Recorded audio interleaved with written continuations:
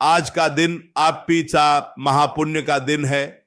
आज आकाश में ग्रहों की स्थिति और पृथ्वी पर भक्ति की स्थिति दोनों का अद्भुत मिलन हो रहा है।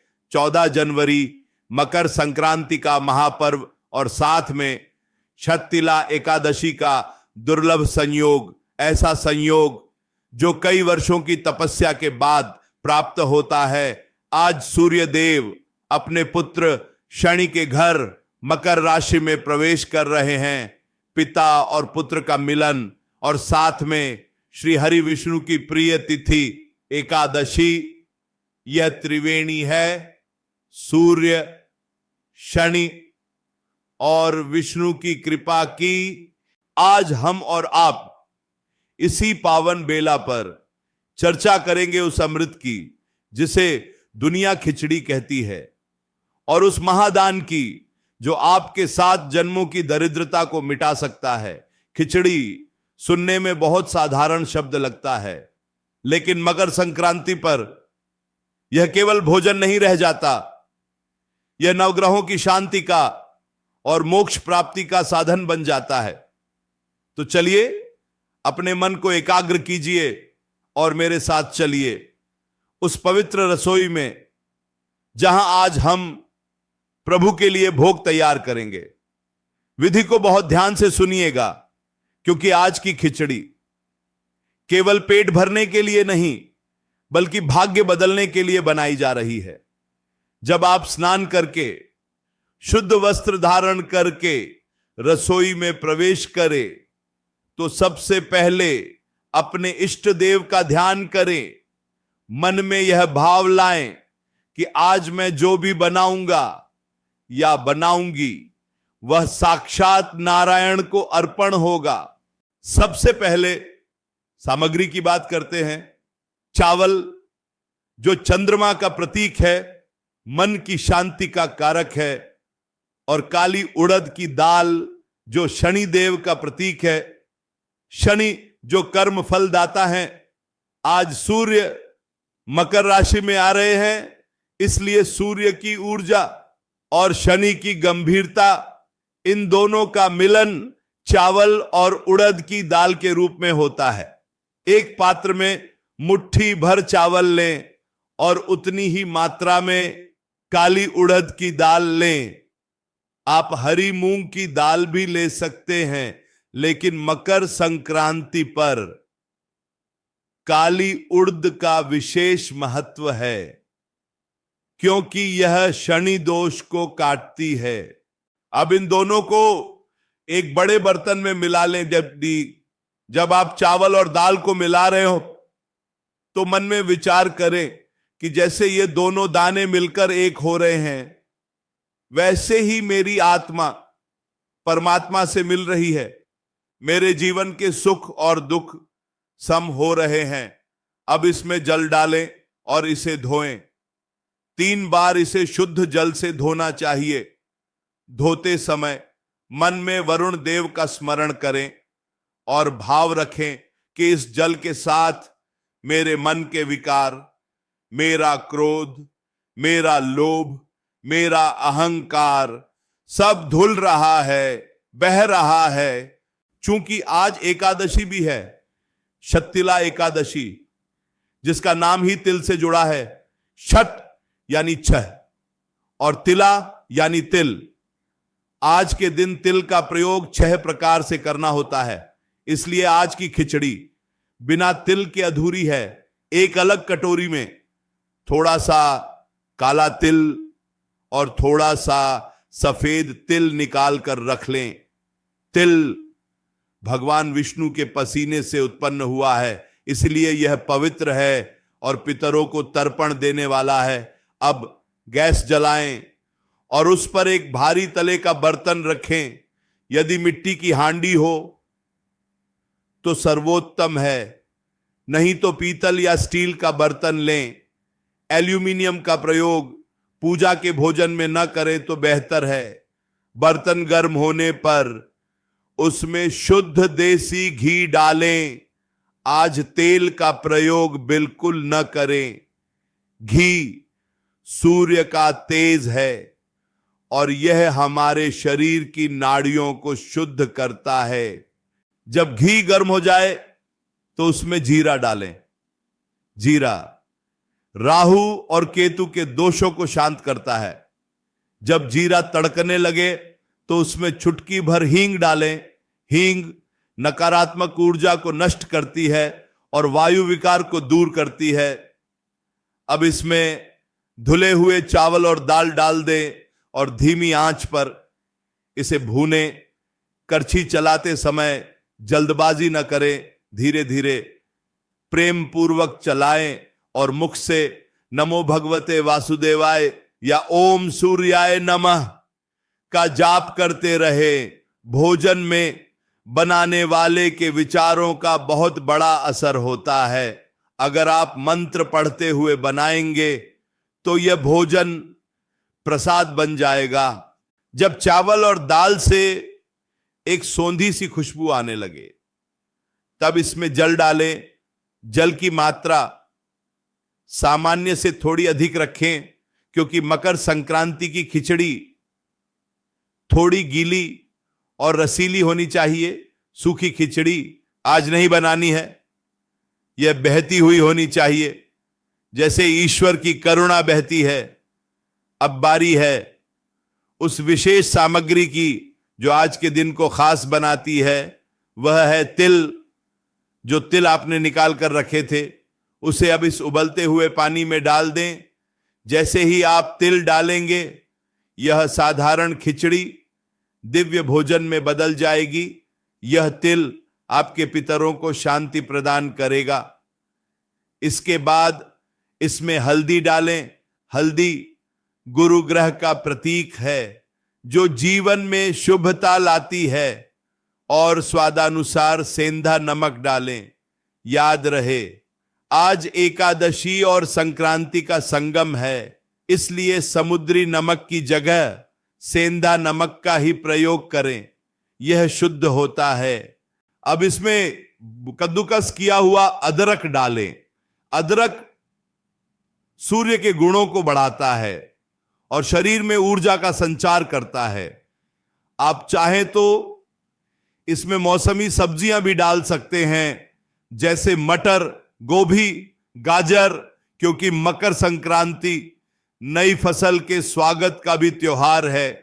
किसान अपनी मेहनत का फल भगवान को समर्पित करता है, लेकिन ध्यान रहे प्याज और लहसुन का प्रयोग भूलकर भी नहीं करना है। भोजन पूर्णतः सात्विक होना चाहिए। अब बर्तन को ढक दें और मध्यम आंच पर पकने दें।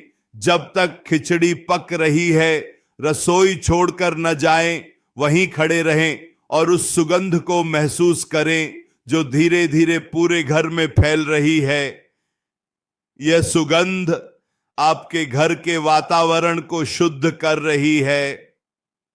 यह केवल मसाले की खुशबू नहीं है, यह आपकी भक्ति की सुगंध है।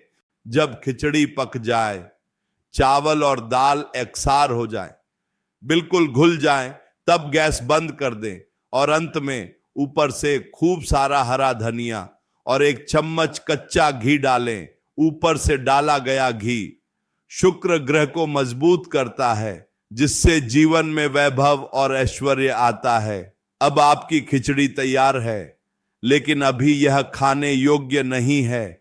अभी इसे भगवान को भोग लगाना है। एक सुंदर सी थाली लें, उसमें थोड़ी सी खिचड़ी निकालें और सबसे महत्वपूर्ण बात, उस पर तुलसी का 1 पत्ता अवश्य रखें। आज एकादशी है और बिना तुलसी के मेरे नारायण 56 भोग भी स्वीकार नहीं करते। तुलसी दल रखते ही वह भोजन पवित्र हो जाता है। अब अपने घर के मंदिर में जाएं, भगवान के सामने दीपक जलाएं, अगरबत्ती जलाएं और भोग की थाली सामने रखें। आंखें बंद करके प्रार्थना करें, हे प्रभु, यह अन्न, यह जल, यह अग्नि सब आपका दिया हुआ है। मैंने केवल इसे मिलाया है, इसमें स्वाद भरने वाले आप हैं। इसे स्वीकार करें और अपना आशीर्वाद प्रदान करें। कुछ देर प्रभु का ध्यान करें और फिर उस भोग को वापस बर्तन में मिला दें। अब वह पूरा बर्तन महाप्रसाद बन चुका है। अब बात करते हैं दान की। खिचड़ी बनाने से भी ज्यादा महत्वपूर्ण आज खिचड़ी का दान करना है। मकर संक्रांति पर अन्नदान को महादान कहा गया है और उसमें भी खिचड़ी का दान सर्वश्रेष्ठ है। दान की विधि को बहुत बारीकी से समझिएगा, क्योंकि विधि पूर्वक किया गया दान ही फलित होता है।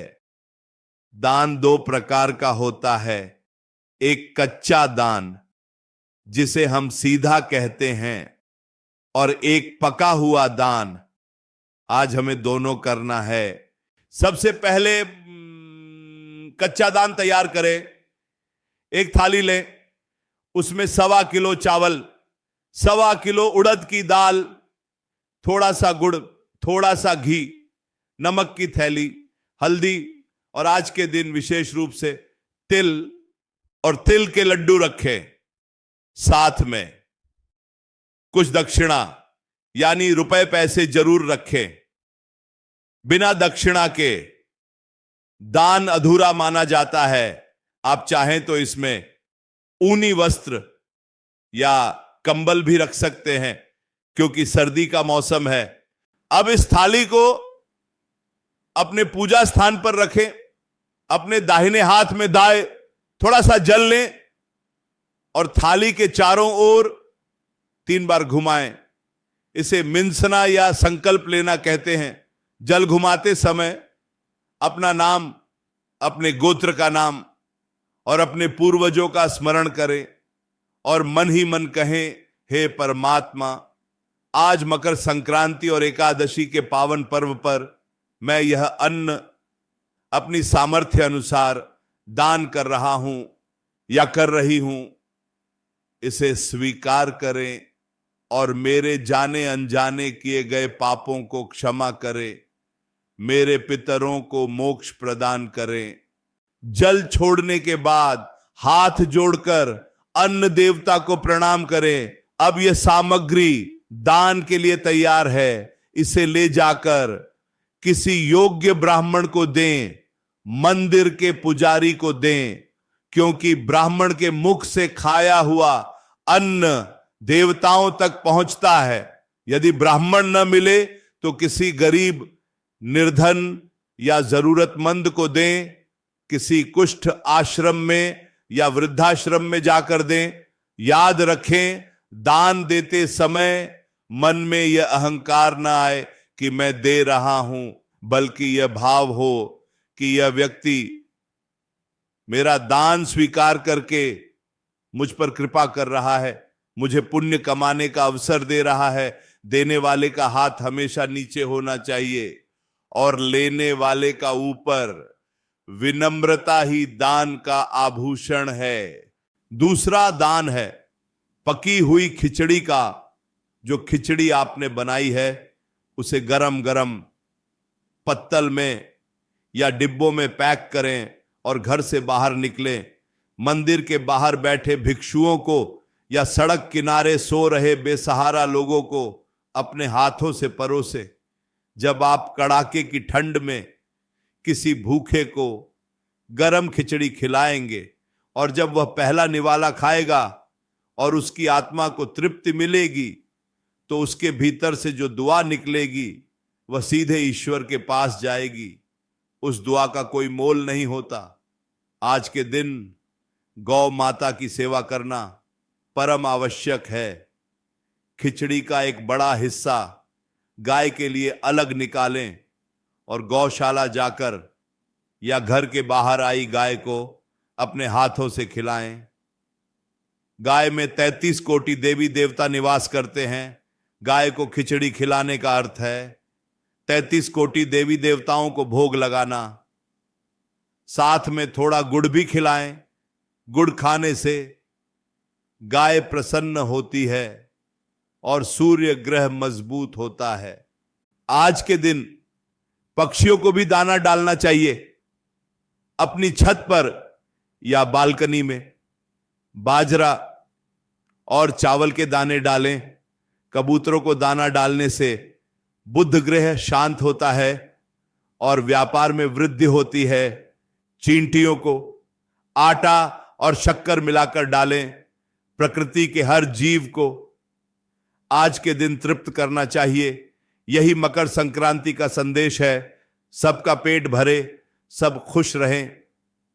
दान पुण्य करने के बाद अब समय है स्वयं प्रसाद ग्रहण करने का। पूरा परिवार एक साथ बैठे। आज के दिन कोशिश करें कि डाइनिंग टेबल पर नहीं बल्कि जमीन पर आसन बिछाकर पालथी मारकर बैठें। पृथ्वी के संपर्क में आकर भोजन करने से शरीर में ऊर्जा का संचार होता है और पाचन शक्ति बढ़ती है। घर के सभी सदस्य एक साथ भोजन शुरू करें। सबसे पहले घर के बुजुर्गों को परोसे, फिर बच्चों को, और अंत में आप ले थाली में खिचड़ी परोसे, साथ में दही, पापड़, घी और अचार। ये 4 यार खिचड़ी के स्वाद को बढ़ाते हैं। लेकिन आज एकादशी है, तो अगर आप व्रत नहीं हैं तभी अन्न खाएं। यदि आप व्रत हैं तो आप फलाहार करें और खिचड़ी का दान करें। लेकिन मकर संक्रांति पर खिचड़ी खाना शुभ माना जाता है। कई स्थानों पर एकादशी के दिन भी मकर संक्रांति के कारण खिचड़ी का प्रसाद ग्रहण किया जाता है। यह आपके परिवार की परंपरा पर निर्भर करता है। भोजन करते समय मौन रहें या आपस में प्रेम भरी बातें करें। आज के दिन घर में क्लेश नहीं होना चाहिए, किसी पर चिल्लाना नहीं चाहिए, भोजन की निंदा नहीं करनी चाहिए।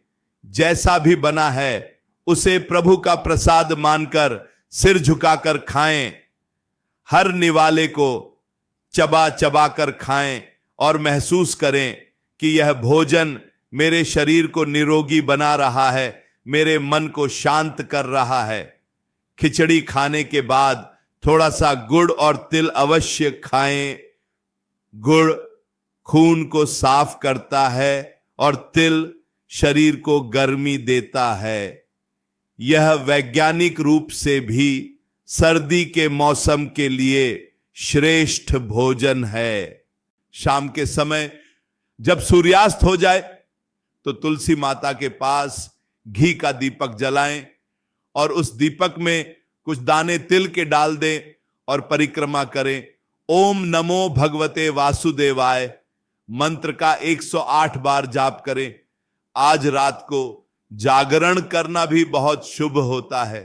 भजन कीर्तन करें, रामायण का पाठ करें या श्रीमद् भगवद गीता का पाठ करें। मकर संक्रांति का यह पर्व हमें सिखाता है बदलाव, परिवर्तन। जैसे सूर्य अपनी दिशा बदल रहा है, अंधकार से प्रकाश की ओर जा रहा है, वैसे ही हमें भी अपने जीवन की दिशा बदलनी है। निराशा से आशा की ओर, अज्ञान से ज्ञान की ओर और पाप से पुण्य की ओर जाना है। खिचड़ी हमें एकता का पाठ पढ़ाती है। जैसे अलग अलग दाने मिलकर एक हो जाते हैं, वैसे ही हमें भी परिवार और समाज में मिलजुल कर रहना चाहिए। भेदभाव भुलाकर एक हो जाना चाहिए। तो आज के दिन आप यह संकल्प लें कि मैं अपने जीवन में मिठास घोलूंगा। जैसे तिल और गुड़ एक दूसरे से जुड़े रहते हैं, वैसे ही मैं अपने परिवार से जुड़ा रहूंगा। मैं अपनी कमाई का एक हिस्सा हमेशा दान में दूंगा, क्योंकि दिया हुआ ही अपना होता है। बाकी सब तो यहीं धरा रह जाएगा। ये 50,000 शब्दों की कथा तो नहीं, लेकिन ये वो सार है जो 50,000 शास्त्रों के बराबर है। अगर आप इस विधि से, इस भाव से आज खिचड़ी बनाएंगे और दान करेंगे तो विश्वास मानिए आपके घर में कभी किसी चीज की कमी नहीं रहेगी। सुख, शांति, समृद्धि और संतोष आपके आंगन में हमेशा खेलेंगे। प्रभु की कृपा आप पर और आपके परिवार पर सदैव बनी रहेगी। इसी मंगल कामना के साथ कि यह मकर संक्रांति आपके जीवन में सूर्य जैसा तेज और तिल जैसी स्निग्धता लेकर आए। आप सभी को मकर संक्रांति और शत्तिला एकादशी की अनंत अनंत शुभकामनाएं। अब आप अपनी आंखें बंद करें और 2 मिनट उस परम पिता परमात्मा का ध्यान करें और मन ही मन उन्हें धन्यवाद दें इस सुंदर जीवन के लिए, इस सुंदर शरीर के लिए और इस पावन दिन के लिए। हरिओम हरिओम हरिओम। यदि हम इस विषय को और विस्तार दें और गहराई में उतरें तो मकर संक्रांति की और भी कई कथाएं हैं जो हमारे पुराणों में वर्णित हैं। आइए उनमें से एक कथा का स्मरण करते हैं ताकि हमारा मन पूरी तरह से भक्ति में रम जाए। पौराणिक कथाओं के अनुसार मकर संक्रांति के दिन ही गंगा जी भगीरथ के पीछे पीछे चलकर कपिल मुनि के आश्रम से होते हुए सागर में जाकर मिली थी।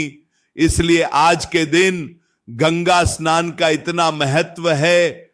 जब हम खिचड़ी का दान करते हैं तो हम अन्नपूर्णा मां को प्रसन्न करते हैं।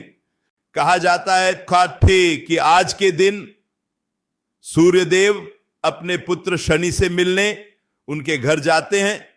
शनिदेव मकर राशि के स्वामी हैं। ज्योतिष शास्त्र में सूर्य और शनि पिता और पुत्र होने के बावजूद शत्रु माने जाते हैं, लेकिन मकर संक्रांति का दिन यह संदेश देता है कि पिता और पुत्र का प्रेम हर बैर से बड़ा होता है। सूर्य देव अपने तेज को कम करके शनि के घर जाते हैं। यह हमें सिखाता है कि बड़ों को भी कभी कभी छोटों के लिए झुकना पड़ता है और जब बड़े झुकते हैं तो छोटे का मान बढ़ता है। इसलिए आज के दिन अगर पिता पुत्र में या घर के किसी भी सदस्य में कोई मनमुटाव हो तो उसे भुला देना चाहिए।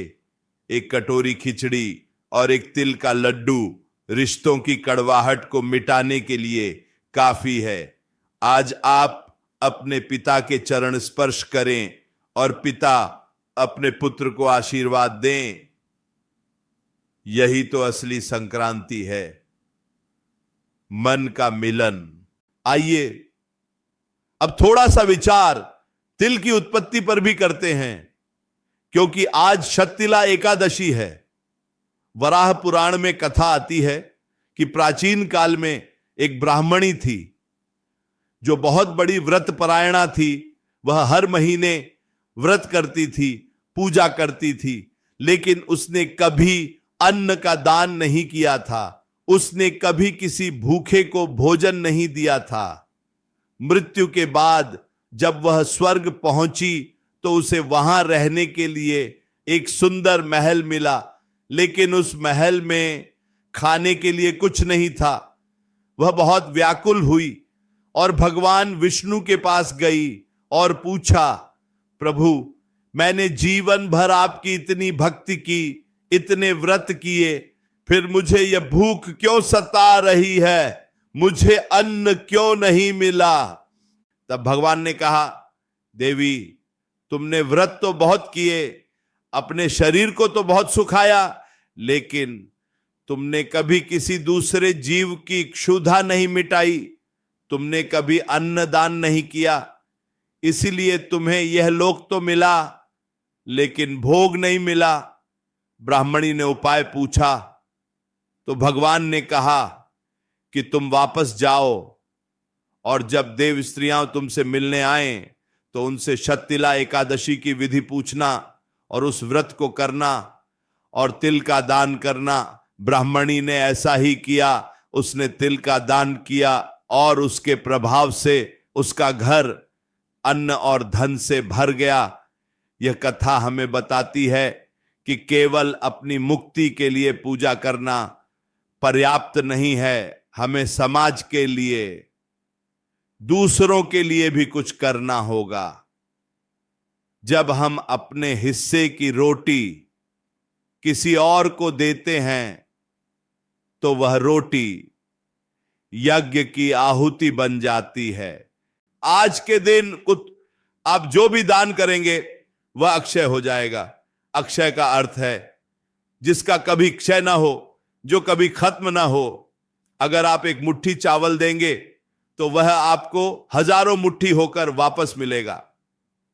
यह प्रकृति का बैंक है। यहां जमा किया हुआ गे कभी डूबता नहीं है। तो खिचड़ी बनाते समय, दान की पोटली तैयार करते समय इस कथा को याद रखिएगा कि कहीं हम भी उस ब्राह्मणी की तरह केवल अपने लिए तो नहीं जी रहे। क्या हमने किसी की भूख मिटाई? क्या हमने किसी के आंसू पोंछे? अगर नहीं तो आज से ही शुरुआत करें। आज का दिन नई शुरुआत का ही तो है। अपने आसपास देखें। हो सकता है आपके पड़ोस में कोई ऐसा परिवार हो जो आर्थिक तंगी से गुजर रहा हो सकता है आपके घर काम करने वाली बाई या ड्राइवर या माली आज त्योहार ना मना पा रहा हो, तो अपनी खिचड़ी में से थोड़ा सा हिस्सा उनके घर भिजवा दें।